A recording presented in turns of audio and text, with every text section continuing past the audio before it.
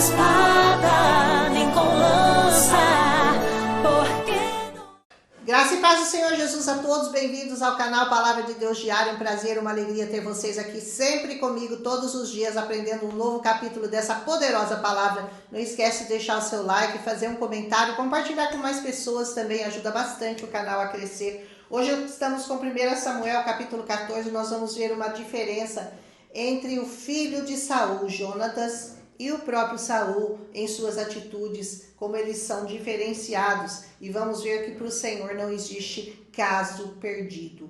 Esse capítulo é um pouco longo, eu espero que vocês tenham paciência para ouvir. Senta aí, lê o capítulo antes de me ouvir, coloca seu celular ou sua televisão aí e presta atenção, porque esse capítulo vai te ensinar muitas coisas, embora um pouco longo.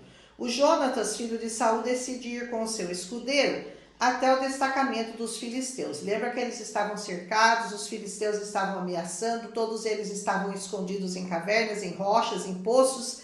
Versículo 1. E o Jonas decide tomar uma atitude. O Saul estava sentado debaixo de uma romanceira, ele com mais seus 600 soldados. Versículo 2. E havia um sacerdote entre eles chamado Aías, que era filho de Aitube, irmão de Icabode, filho de Finéias, neto de Eli, sacerdote do Senhor em Siló, e ele tinha um colete sacerdotal. Ninguém sabia que Jonatas havia saído. Versículo 3. Havia um desfiladeiro para chegar até o destacamento dos filisteus, e o Jonatas disse para o seu escudeiro: vamos até lá, porque nada pode impedir o Senhor de nos salvar, se ele assim quiser, que seja com muito ou com poucos. O Senhor pode te livrar contra muitos. Aleluia. Versículo 6. E o escudeiro concordou e disse para o Jonatas: eu vou fazer aquilo que você me disse. Versículo 7. O Jonatas disse: vamos chegar perto dos soldados para que eles nos vejam.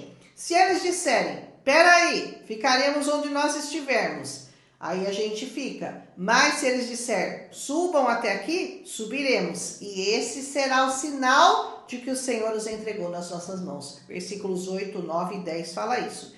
Então eles foram vistos e eles gritaram: subam até aqui e nós daremos uma lição em vocês. E diante disso Jonatas disse: o Senhor os entregou nas nossas mãos. Siga-me, disse para o seu escudeiro. Versículo 12. Jonatas escalou o desfiladeiro usando os pés e as mãos, e o escudeiro estava atrás dele. E Jonatas, quando chegava perto do filisteu, derrubava ele, e o escudeiro atrás o matava. Versículo 13. Naquele primeiro ataque, eles mataram quase 20 homens. Versículo 14.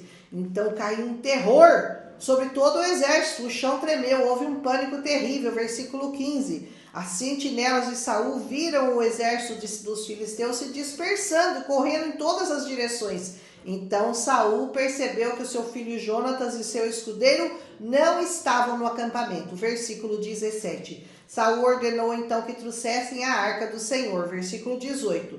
Enquanto Saul falava, o tumulto cresceu no acampamento filisteu. E Saul disse: não precisam trazer a arca. Os filisteus entraram em confusão, em pânico, começaram a matar uns aos outros. Mais de uma vez você vai ver isso acontecer na Bíblia, quando o próprio exército, quando o Senhor cria uma situação em que o próprio exército começa a se matar um ao outro. Versículo 20. Alguns hebreus que estavam do lado dos filisteus também passaram a lutar por Israel. Versículo 21. É aquele famoso irmão desviado, né, que de repente toma a decisão de voltar para o seu meio, voltar para os seus. Não é mesmo? Isso acontece até hoje. E quando todos os israelitas estavam escondidos nos montes, viram os filisteus fugindo, também entraram na batalha e também os perseguiram. Sabe aqueles que estavam escondidinho? Eles ganharam força porque eles viram que os filisteus começaram a se dispersar, começaram a correr, sair da onde eles estavam ali no desfiladeiro, armando emboscadas contra os israelitas. Versículo 22.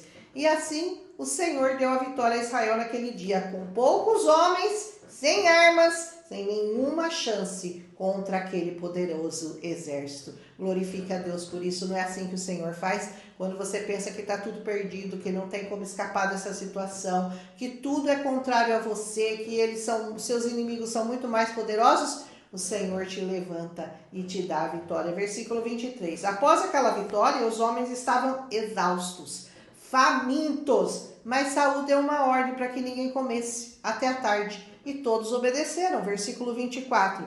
Mas Jonatas não sabia de nada e achou mel no chão, comeu, e seus olhos até brilharam. Versículo 27. E os soldados contaram a ele o que seu pai tinha ordenado, por juramento, e Jonatas lhe disse que isso não era correto, porque seria melhor que eles tivessem comido, e assim a matança dos filisteus seria muito maior do que a que eles haviam conseguido. Versículo 30 nos fala isso.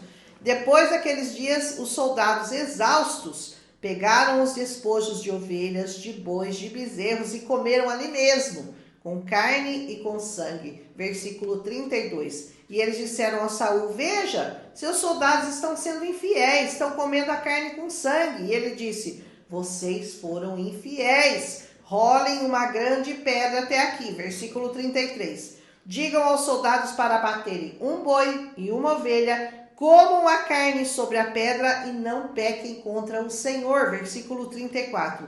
E Saul pela primeira vez edificou um altar ao Senhor. Versículo 35. Saul decide emboscar e matar os filisteus, mas antes ele busca conselho com o Senhor, que não lhe responde. Lembra que o Senhor já havia abandonado a Saul? Versículos 36 e 37 fala isso.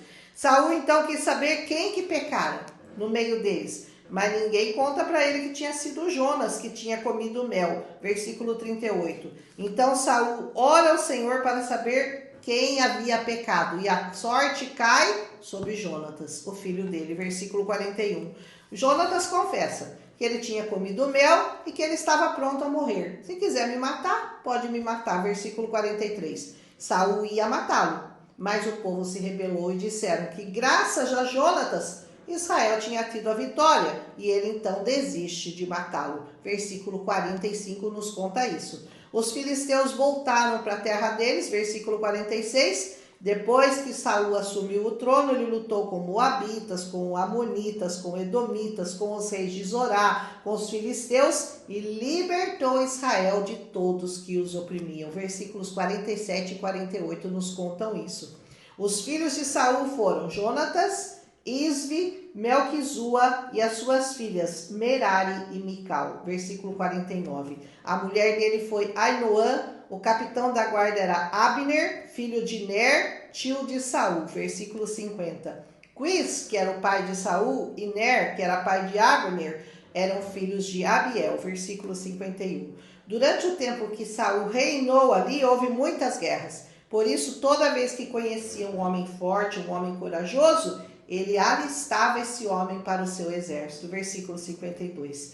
Esse capítulo exalta a coragem de Jonatas, que num ato de fé, ele creu na vitória e foi sozinho, só ele e seu escudeiro contra todos aqueles filisteus, após pedir um sinal ao Senhor. A sua atitude não foi de arrogância, de ganância, de orgulho, não. Ele queria ver a glória de Deus, o poder, para poder contar ao seu povo o que o Senhor podia fazer por eles. A atitude corajosa de Jonatas deve nos motivar, deve nos inspirar a crer que Deus pode nos fazer coisas grandes. Mesmo que nós estejamos sem armas, estejamos em menor número, estejamos cercados de inimigos por todos os lados, o Senhor pode nos dar uma estratégia e um livramento no momento que Ele assim desejar. Diferente da atitude do pai dele, do Saul no caso, que não esperou por um sinal de confirmação do Senhor, agiu por conta própria, o seu filho é o grande herói deste capítulo,